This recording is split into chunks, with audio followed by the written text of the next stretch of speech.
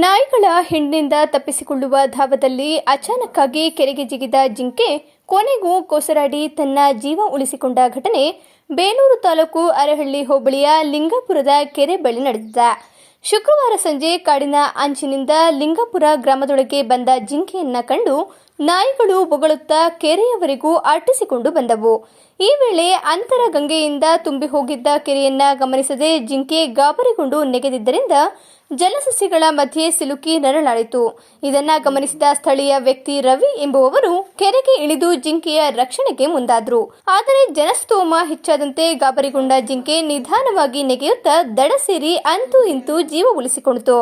ಈ ಘಟನೆಯನ್ನ ಕೆರೆಯ ಬಳಿ ಕುತೂಹಲದಿಂದ ವೀಕ್ಷಿಸುತ್ತಿದ್ದ ಸ್ಥಳೀಯರು ಜಿಂಕೆ ತನ್ನ ಪ್ರಾಣವನ್ನ ಉಳಿಸಿಕೊಂಡ ಪರಿ ನೋಡಿ ನಿಟ್ಟುಸಿರನ್ನ ಬಿಟ್ಟರು.